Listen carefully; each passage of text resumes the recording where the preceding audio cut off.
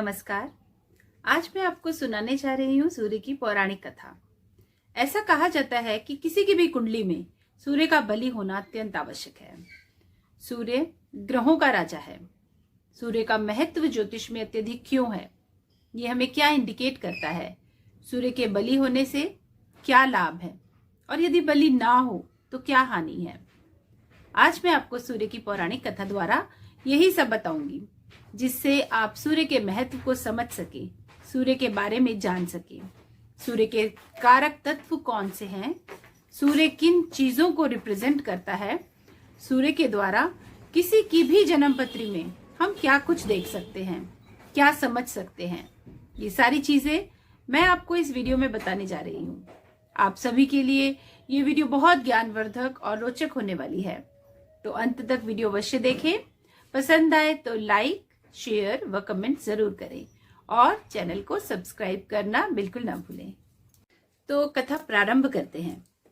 ब्रह्मा जी के जो पुत्र हैं उनका नाम है मरीचि, और मरीचि जी के पुत्र हैं उनका नाम है कश्यप, ऋषि कश्यप, जो सप्त ऋषियों में से एक है।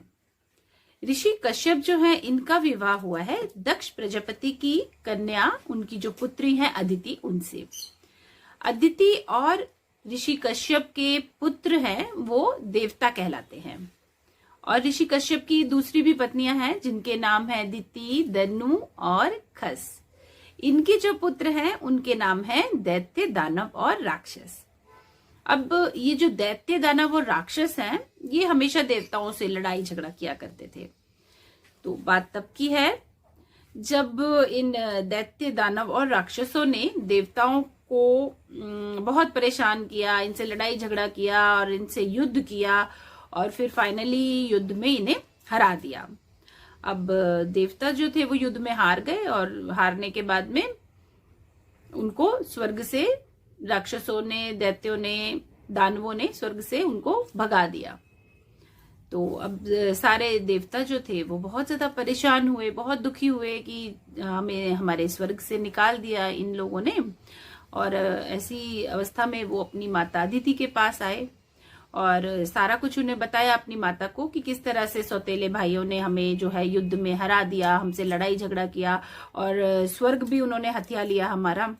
तो अब हम कहाँ जाएं। छुपते फिर रहे थे वो, मतलब राक्षसों से, दानवों से।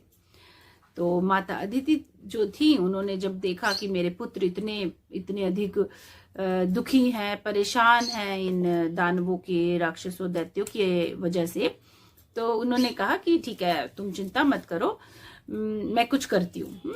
और उन्होंने फिर क्या किया, सूर्य भगवान जो है उनकी बहुत कठोर तपस्या की उन्होंने, और उनसे ये कहा, उनसे ये वर मांगा कि वो पुत्र के रूप में उनके घर पे जन्म ले। तो जब इतनी कठोर तपस्या अदिति माता ने की तो सूर्यदेव जो थे वो उनसे प्रसन्न हो गए, और फिर उनके घर में, उनके यहाँ पर पुत्र के रूप में उन्होंने जन्म लिया। तो अब सूर्यदेव ने क्या किया, जब वो अदिति माता के पुत्र के रूप में उन्होंने जन्म लिया, तो अपने भाइयों को, जो कि देवता थे, उन सबको स्वर्ग दिलाने का जो दायित्व था ये सूर्यदेव के ऊपर था। तो सूर्यदेव ने कहा कि ठीक है, हम युद्ध करेंगे दानवों के साथ, दैत्यों के साथ, राक्षसों के साथ। और फिर उन्होंने देवताओं को लेके, मतलब अपनी एक, जैसे होता है ना कि उनको लेके उनका नेतृत्व किया देवताओं का, और फिर उन्होंने दानवों के साथ युद्ध किया।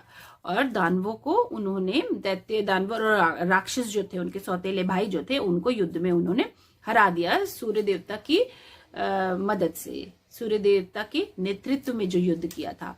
तो सूर्यदेव ने भी बहुत उग्रता के साथ, क्रूरता और एकदम मतलब बहुत ही शक्ति से, अपने निर्दयता पूर्वक बहुत ज्यादा शत्रुओं का उनका नाश किया, और जो उनके भाई थे, जो देवता थे, उनको दोबारा से सूर्यदेव ने स्वर्ग दिला दिया। साथ में ही अब फिर क्या था, सूर्यदेव ने अपने भाइयों को, मतलब कि देवताओं को, अब किस तरह से राज्य करना है, उसका संचालन कैसे करना है, राज्य की सुरक्षा किस तरह से करना चाहिए, ये सारी भी चीजें जो थी, इनकी भी विस्तृत जानकारी सूर्यदेव ने देवताओं को दी। तो यहां तक कि जो मैंने आपको कथा बताई है, तो इसमें सबसे पहले तो देखिए हमें ये पता चलता है कि सूर्य से हम क्या देखते हैं। सूर्य से हम हेड देखते हैं, कहीं का भी हेड देखते हैं। मतलब हेड ऑफ द फैमिली हो गया, जैसे घर का मुखिया हो गया, पिता हो गए, राजा हो गए, या देश है, हमारा देश है, या समाज है, परिवार है, मतलब जो भी व्यक्ति उसको रिप्रेजेंट करता है वो सूर्य से हम देखते हैं। जब ज्योतिष की हम बात करते हैं तो ज्योतिष के अंदर सूर्य को हम हेड ऑफ द फैमिली, कहीं के भी हेड को देखना हो तो सूर्य को देखते हैं। अच्छा, सूर्य क्या है? ये सौर मंडल जो है हमारा सोलर सिस्टम, उसका आधार है, बेस वही है ना। बाकी के जो प्लैनेट्स हैं, जितने भी ग्रह हैं, वो सब उसके इर्द गिर्द चक्कर लगाते रहते हैं। तो वो मेन जो है वो सूर्य ही है। जैसे कि शरीर का जो आधार है, जो बेस है शरीर का, वो रीढ़ की हड्डी है। उसी तरह से सूर्य जो है वो सौर मंडल का आधार है। तो रीढ़ की हड्डी को भी रिप्रेजेंट जो करता है वो सूर्य करता है। रीढ़ की हड्डी का प्रतिनिधित्व सूर्य करता है। तो यदि आप सूर्य का फल प्राप्त करना चाहते हैं, आप चाहते हैं कि सूर्य की क्वालिटीज जो है वो एनहेंस हो, ये सारी क्वालिटीज जो सूर्य के अंदर है, जैसे कि नेतृत्व करना है ना, ये सारी चीजों को अगर बढ़ाना चाहते हैं तो उसके लिए क्या करना होगा? सूर्य का तप करना बहुत आवश्यक है। मतलब सूर्य देव को प्रसन्न करने के लिए तपस्या की आवश्यकता है। फिर क्या पता चलता है सूर्यदेव से? सूर्यदेव बहुत शक्तिशाली है ना, तभी उन्होंने देवताओं को दोबारा से स्वर्ग दिलाया था।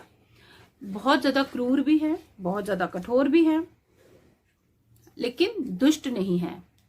क्योंकि सूर्यदेव का जन्म जो हुआ था, जो अदिति माता के घर सूर्यदेव ने जन्म लिया था, तो वो दुष्टों का नाश करने के लिए लिया था। और दुष्टों का नाश करने के लिए क्रूरता की हद तक कठोर होना भी पड़ता है। वैसे भी प्रशासन की अगर हम बात करें तो प्रशासन में, यानी कि एडमिन के अंदर भी बहुत ज्यादा कठोर होने की आवश्यकता होती है। तीसरी बात, शत्रुओं का नाश करने के लिए भी सूर्य का बलि होना बहुत आवश्यक है। जब किसी की भी आप जन्मपत्री देखते हैं, अपनी भी देखते हैं, तो सूर्य यदि बलि होगा तो हाँ, आपके ऊपर शत्रु हावी नहीं हो पाएंगे। शत्रुओं को आप अपने कंट्रोल में कर सकते हैं, या कि उनको समाप्त कर सकते हैं। वो पावर आपके अंदर, वो शक्ति आपके अंदर होगी।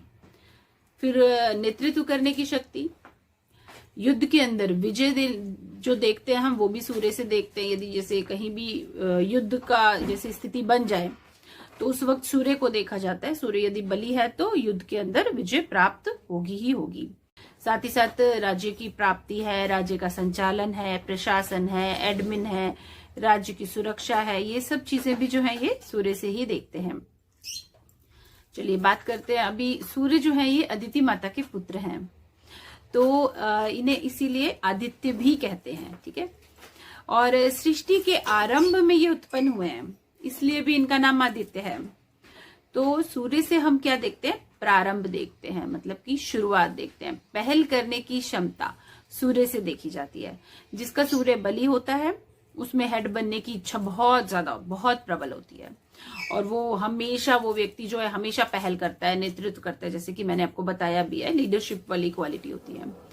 तो और सूर्य से पहला भी देखा जाता है, मतलब कि शुरुआत, स्टार्टिंग, किसी भी काम की शुरुआत या प्रारंभ देखने के लिए भी सूर्य को देखना बहुत जरूरी है। जिसका सूर्य बलि होता है वो पहल करता है। सौर मंडल जो है, सोलर सिस्टम, उसकी आत्मा है सूर्य। अगर सूर्य न हो तो जीवन ही नहीं होगा, जीवन का अस्तित्व ही नहीं होगा। जैसे आत्मा के बिना जीवन का अस्तित्व नहीं है, इसी तरह से सूर्य जो है ये आत्मा का प्रतीक है। सूर्य न हो तो भी जीवन नहीं है।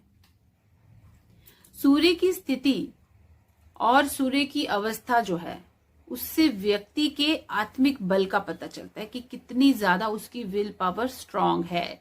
जिन लोगों का सूर्य अच्छा होता है, स्ट्रांग होता है, वो लोगों की विल पावर भी बहुत स्ट्रांग होती है, आत्मिक बल उनका बहुत ज्यादा होता है। किसी भी व्यक्ति के कार्य करने की क्षमता, ये भी सूर्य से देखी जाती है। जिनका सूर्य बलि होता है वो लोग कार्य करने में बहुत कुशल होते हैं, मतलब उनकी काम करने की क्षमता बहुत अच्छी होती है, बहुत ज्यादा एक्टिव होते हैं वो लोग, बहुत चुस्त होते हैं, फुर्ती से काम करते हैं, मतलब ना उनमें आलस नहीं होता, फुर्तीले बहुत होते हैं। ये सारी चीजें हम सूर्य से देखते हैं। चलिए कथा को अब आगे बढ़ाते हैं और बात करते हैं सूर्यदेव के परिवार के बारे में। तो सबसे पहले मैं आपको बताती हूँ कि सूर्यदेव की जो फैमिली है उसमें कौन कौन है, ठीक है। सूर्यदेव के परिवार में इनकी 3 पत्नियां हैं। सबसे पहली जो है वो संज्ञा है, दूसरी रागी और तीसरी प्रभा है। संज्ञा से इनके सबसे बड़े जो पुत्र हैं उनका नाम है विवस्वत मनु, और ये जो है ये मानव संस्कृति के जनक के रूप में जाने जाते हैं। मतलब कि ये जो 7वां मनवंतर अभी चल रहा है ये इसके स्वामी कहे गए हैं, जो भी प्रेजेंट में चल रहा है। इनके विवस्वत मनु के पुत्र का नाम है इक्ष्वाकु। इनकी भी कथा बहुत इंटरेस्टिंग है, मैं थोड़ा सा आपको बता देती हूँ। मतलब ऐसा था कि जो इनके पुत्र इक्ष्वाकु ये बाद में एक स्त्री बन गए थे, एक फीमेल बन गए थे। तो शायद ये जेंडर चेंज का फर्स्ट कोई घटना रही होगी ये, बिकॉज इससे पहले की कोई घटना कहीं पे भी सुनने के लिए नहीं मिलती है।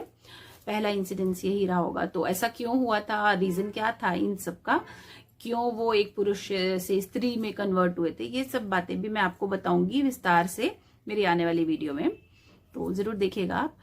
तो चलिए ठीक है, आगे कथा को आगे बढ़ाते हैं। तो सूर्यदेव और जो संज्ञा है इनके पहले पुत्र तो मैंने आपको बता ही दिया, विवस्वत मनु है।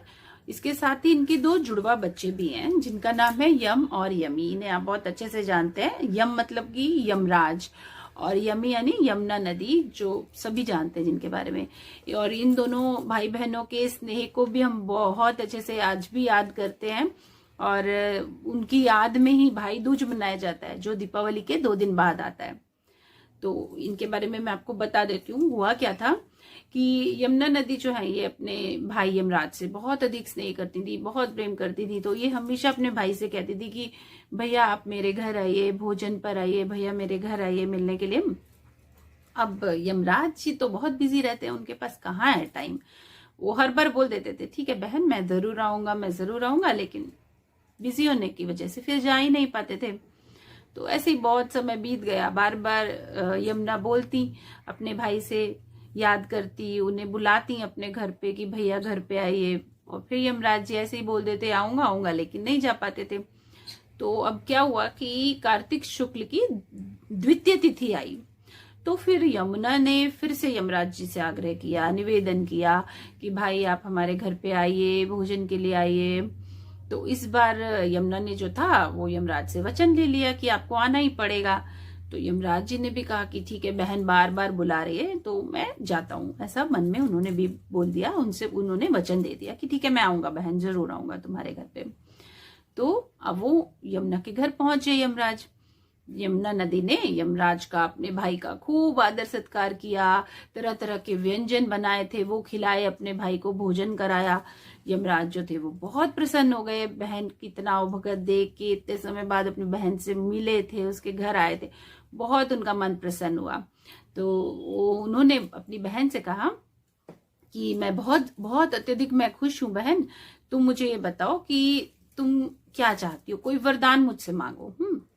तो यमुना नदी ने बोला कि ठीक है भैया आप मुझे वरदान देना चाहते हैं तो आप मुझे ये वरदान दीजिए कि हर साल आज ही के दिन आप मेरे घर आएंगे और भोजन ग्रहण करेंगे। मतलब उसने भाई को अपने टीका लगाया था, भोजन कराया, इसी तरह से उसने कहा कि हर साल आप आइए और मैं हर साल इसी तरह से आपका रास्ता देखूंगी। तो उन्होंने बोला कि ठीक है मैं बहन ये तुम्हें देता हूँ वरदान कि मैं हर साल आऊंगा और तुम्हारे घर पे ही भोजन करूंगा। तो जब उन्होंने ऐसा कहा तो फिर यमुना नदी ने कहा कि एक चीज मैं और चाहती हूँ आपसे, एक वरदान मुझे और दीजिए। तो उन्होंने कहा बोलो बहन क्या चाहिए, मैं मानूंगा तुम्हारी हर बात।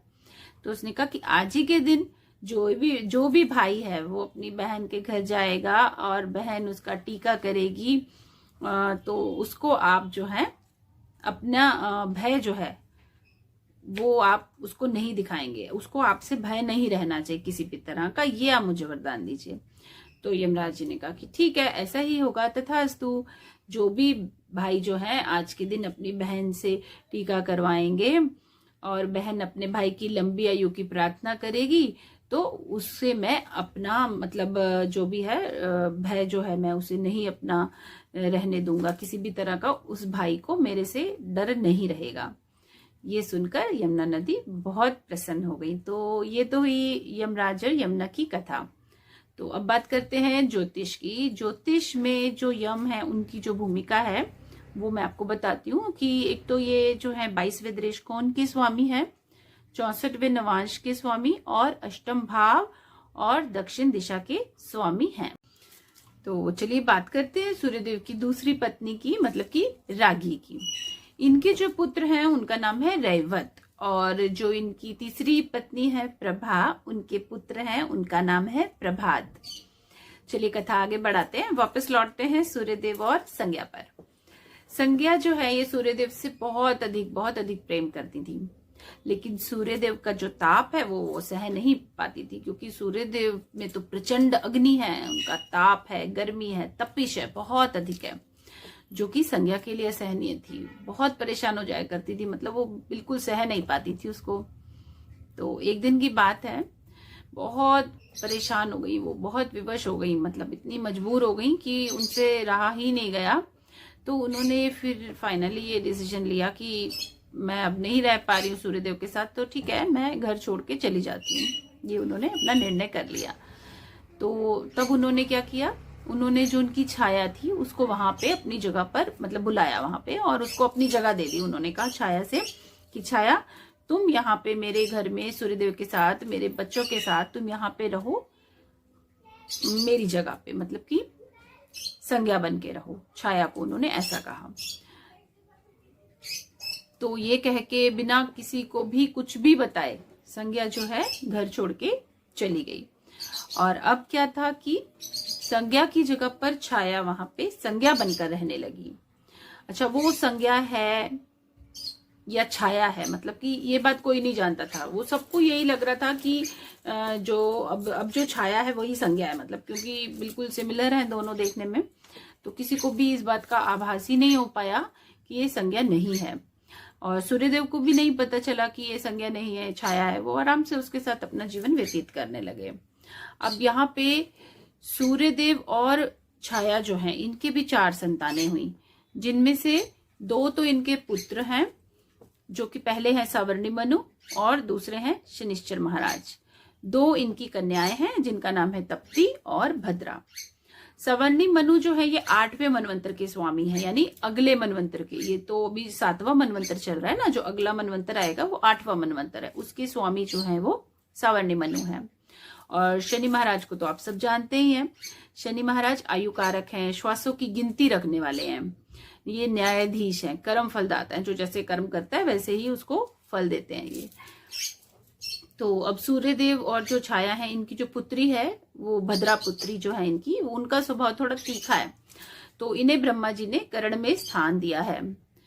तो जो कर्ण है उसके अंदर भद्रा जो है उसको उसके अंदर हम देखते हैं उसको। ठीक है, मैं बीच बीच में सबके बारे में आपको थोड़ा सा एक ब्रीफ इंट्रोडक्शन देती जा रही हूँ ताकि आप अच्छे से समझ पाए। और जो इनकी दूसरी पुत्री है तप्ती, वो है जिनसे कुरुवंश आगे बढ़ा। अब बढ़ते हैं कथा की ओर। छाया अपने दोनों पुत्रों जो कि सवर्णी मनु है और शनि महाराज है, उनसे बहुत अधिक प्रेम करती थी, बहुत स्नेह करती थी। लेकिन यम के साथ उनका जो व्यवहार है वो थोड़ा सा अलग था। तो अपने पुत्रों के साथ और यम के साथ वो भेदभाव करती थी। तो यम जो है उनको इस बात को बहुत उन्हें बुरा लगता था, बहुत फील होता था, भाई माता मेरे साथ ऐसा क्यों करती हैं, दोनों भाइयों से तो इतना स्नेह करती हैं पर मेरे से नहीं करती, तो ऐसा क्या बात है। तो इस बात का उन्होंने विरोध किया। उन्होंने बोला कि भाई ये बात गलत है माता, आप ऐसा क्यों करती हो मेरे साथ। ये देखकर छाया ने यम को श्राप दे दिया। तो यम जो थे वो अपने पिता सूर्यदेव के पास गए और उन्होंने उन्हें सारी बात बताई। सूर्यदेव ने तुरंत अपने पुत्र को, यम को, श्राप से मुक्त किया सबसे पहले तो। फिर वो भी सोच में पड़ गए कि ये चक्कर क्या है, क्या माजरा क्या है ये, कोई भी माँ अपने पुत्र को श्राप दे रही है, ऐसा कैसे हो सकता है, ये तो पॉसिबल ही नहीं है। माता तो कभी भी अपने पुत्र को श्राप नहीं दे सकती है, वो तो उसके मन से हमेशा अपने बच्चों के लिए तो दुआएं और आशीर्वाद ही निकलता है। तो ऐसे उनको एकदम से मन में डाउट हुआ और वो तुरंत एकदम क्रोध में आके छाया के पास गए और उसके बाल पकड़कर खींचते हुए उससे सच पूछने लगे कि बताओ क्या माजरा है, तुम ऐसे कैसे कर सकती हो, कोई माँ अपने पुत्र को कैसे श्राप दे सकती है और तुम भेदभाव कैसे करती हो पुत्रों के बीच में। तब छाया ने फाइनली जो है वो सच सच बता दिया। उन्होंने बताया कि वो छाया है और संज्ञा तो बहुत समय पहले ही उन्हें छोड़ के जा चुकी है। ये सुनकर सूर्यदेव बहुत दुखी हुए और तब उन्होंने निर्णय लिया कि भाई कुछ करना पड़ेगा। मैं अपने फाइनली जो उनके ससुर हैं उनके विश्वकर्मा जी, उनसे मिलने का उन्होंने डिसीजन लिया कि उनसे मिलके मैं पूछता हूँ भाई बताइए कहाँ पर है संज्ञा, क्योंकि उन्हें अवश्य पता होगा, पिता है वो, तो उन्हें पता होगा कि उनकी पुत्री कहाँ पर है। ये सोचकर उन्होंने विश्वकर्मा जी से मिलने का मन बना लिया। यहाँ तक की कथा से जो कुछ हम समझ पाते हैं वो एक तो ये है कि सूर्य जो है विच्छेद कारक ग्रह है। सबसे पहले सूर्य का तेज सहन करना संभव नहीं है। यदि हम ज्योतिष की दृष्टि से देखें तो पता चलता है कि सूर्य के प्रचंड तेज और अग्नि के कारण 5वें घर का सूर्य जो है ये गर्भ नष्ट करता है, और 7वें घर का यानी कि 7th हाउस का सूर्य जो है वो वैवाहिक जीवन के अंदर व्यवधान देता है। चलिए बात करते हैं विश्वकर्मा जी की, है ना। मैंने जैसे कि आपको बताया विश्वकर्मा जी जो है ये संज्ञा के पिता हैं, तो ये शिल्प शास्त्र के आविष्कारक हैं, बहुत बड़े वास्तुकार और शिल्पकार हैं ये। इन्होंने ही सतयुग में स्वर्गलोक का निर्माण किया, उसके बाद त्रेता युग में लंका का निर्माण, और फिर द्वापर युग में द्वारका का, वो भी इन्होंने ही बनाई थी जो द्वारका नगरी है। और कलयुग के शुरू होने से करीब 50 साल पहले हस्तिनापुर और इंद्रप्रस्थ का जो निर्माण है उसका श्रेय भी विश्वकर्मा जी को ही जाता है। और हाँ, जगन्नाथपुरी तो आप सब जानते ही हैं, वहां के मंदिर में जो विशाल मूर्तियां हैं श्री कृष्ण और सुभद्रा जी की और बलराम जी की, उनका निर्माण भी विश्वकर्मा जी ने ही किया है। चलिए वापस लौटते हैं कथा पर। तो अब सूर्यदेव जो हैं ये पहुंचे विश्वकर्मा जी के पास। विश्वकर्मा जी ने ध्यान लगाकर पता किया कि जो संज्ञा है वो हिमालय के जंगलों में सूर्यदेव का तप कम करने के लिए घोड़ी का रूप धरकर कठोर तपस्या कर रही है। जब सूर्यदेव को ये बात पता चली तो उन्होंने विश्वकर्मा जी से कहा कि आप मेरा तेज थोड़ा कम कर दो। ये सुनकर विश्वकर्मा जी ने सूर्यदेव का जो तेज है उसका 8वां भाग कम कर दिया। अब सूर्यदेव जो है वो भी घोड़े का वेश बनाकर वहां पर गए जहां पर संज्ञा तपस्या कर रही थी। वहां पर उनके मिलन से उन्हें 2 जुड़वा संतानों की प्राप्ति हुई, जिन्हें हम अश्विनी कुमार के नाम से जानते हैं।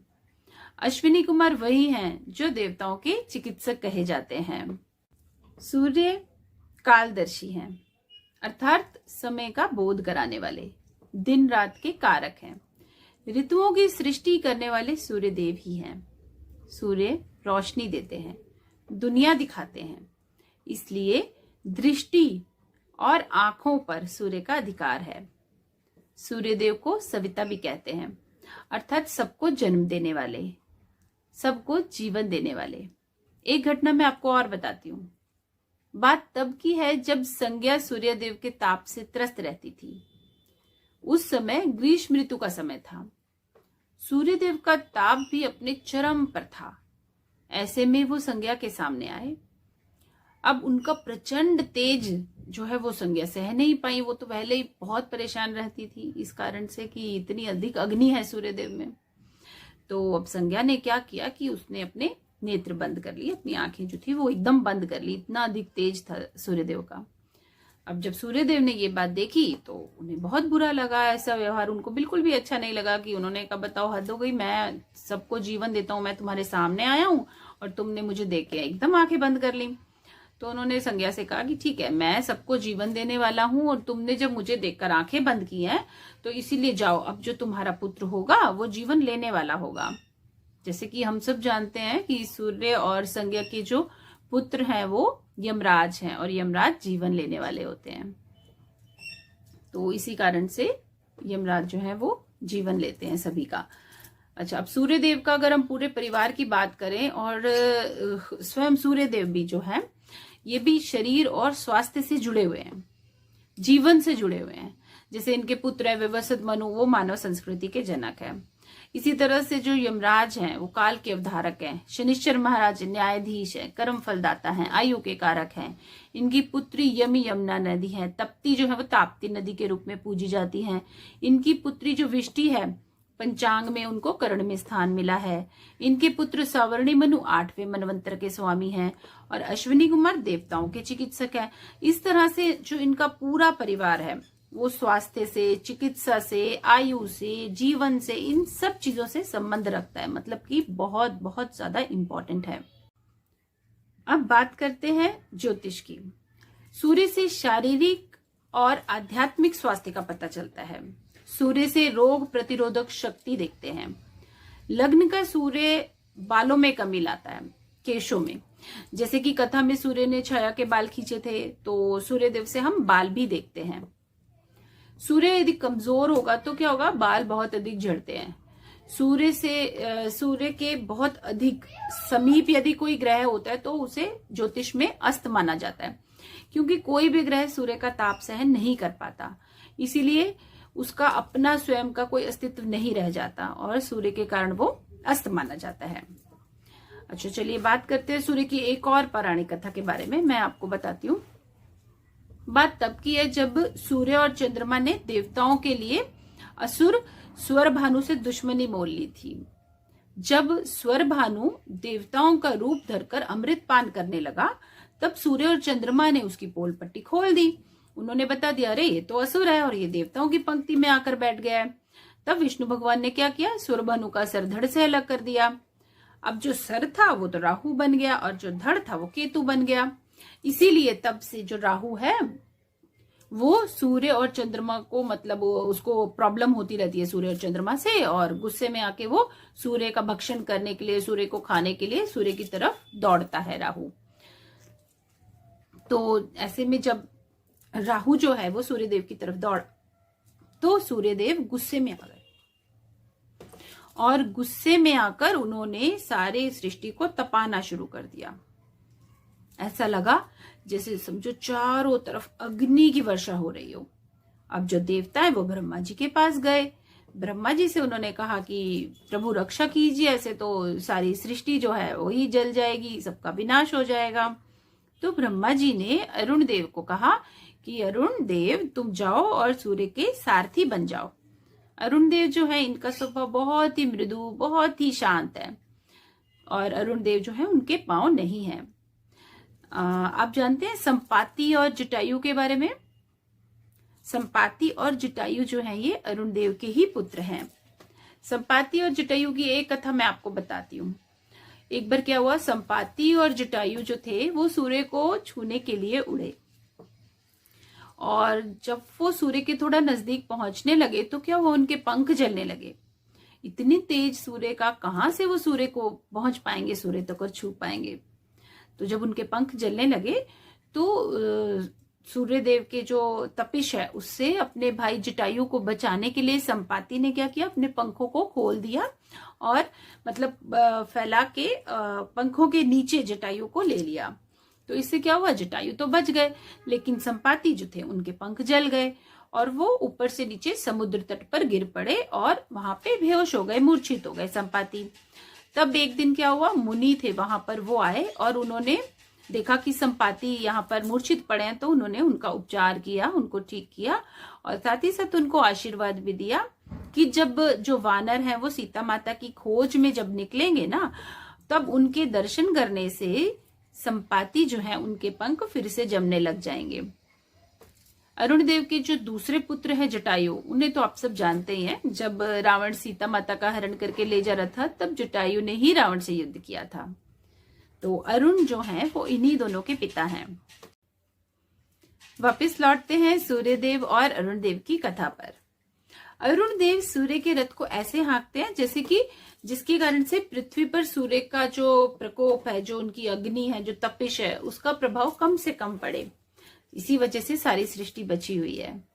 ज्योतिष में ऐसा भी कहा जाता है कि सूर्य के साथ अगर कोई शुभ ग्रह होता है तो सूर्य की क्रूरता में कमी आ जाती है। सूर्य के विषय में मैं आपको एक बात और बताना चाहूंगी। ज्योतिष में हम देखते हैं कि सूर्य जिस राशि में उच्च के होते हैं, अर्थात मेष राशि में, वहीं पर शनि महाराज नीच के होते हैं। इसी तरह से जहां पर शनि महाराज उच्च के होते हैं, मतलब कि तुला राशि, वहां पर सूर्य नीच के होते हैं। ऐसा क्यों होता है? सूर्य और शनि में तो पिता और पुत्र का संबंध है, फिर भी दोनों एक दूसरे के लिए इतना शत्रुतापूर्ण व्यवहार कर रहे हैं, तो उसका क्या कारण है? इन दोनों में जो दुश्मनी है, जो 36 का आंकड़ा है, उसका कोई तो रीजन होगा ना। ये मैं आपको शनि के जन्म की कथा के माध्यम से बताती हूँ। शनि जब छाया के गर्भ में थे तब छाया बहुत उपवास रखती थी और साथ ही साथ सूर्यदेव का ताप भी है वो सहती थी। इस कारण क्या हुआ कि जो उनके गर्भ में शनिदेव पल रहे थे उनका रंग काला हो गया। जब शनिदेव का जन्म हुआ तो उनके रंग को देखकर सूर्यदेव ने कहा कि ये मेरा पुत्र नहीं हो सकता, ये तो इतना काला है। तो क्या हुआ, अपनी माता के तप की शक्ति के कारण शनिदेव में भी वो पावर एक आ गई थी। तो उन्होंने क्रोधित होकर एकदम अपने पिता सूर्यदेव को देखा। जब उन्होंने सूर्यदेव को देखा तो सूर्यदेव बिल्कुल काले हो गए। कहीं कहीं पर यह उल्लेख भी मिलता है कि सूर्यदेव को कोढ़ हो गया था। कोढ़ से ग्रस्त सूर्यदेव ने तब शिव जी की शरण ली। भोलेनाथ ने उनको उनकी गलती का एहसास कराया। उन्होंने कहा कि ये तो बहुत गलत बात है, इस तरह से तुम्हें नहीं बोलना चाहिए था। अब सूर्यदेव को अपनी भूल का एहसास हुआ और उन्होंने क्षमा मांगी। उन्होंने कहा कि प्रभु मेरे से गलती हो गई, मुझे क्षमा कर दीजिए। तो इसके बाद उन्हें उनका असली रूप जो है भोले शंकर उन्होंने वापस दे दिया। लेकिन पिता और पुत्र का जो संबंध एक बार खराब हुआ फिर वो ठीक नहीं हो पाया। इसीलिए सूर्य और शनि की युति, यानी जब वो एक साथ किसी हाउस में किसी राशि में बैठे होते हैं तो वो अच्छा नहीं मानते, स्पेशली संबंधों के लिए। इन दोनों का एक साथ होना बिल्कुल भी अच्छा नहीं है। और फादर और सन का जो रिलेशन है ना, मतलब कि पिता और बेटे का रिलेशन, उसके लिए तो शनि और सूर्य की युति बिल्कुल भी अच्छी नहीं मानी जाती। इनका एक साथ होना पत्नी और बच्चों से सेपरेशन का योग बनाता है। अदरवाइज सूर्य और शनि की युति के कारण व्यक्ति जो है बहुत ही गुणवान होता है, धर्मात्मा होता है, लेकिन प्रॉब्लम यही है कि उसकी अपने परिवार के साथ नहीं बनती।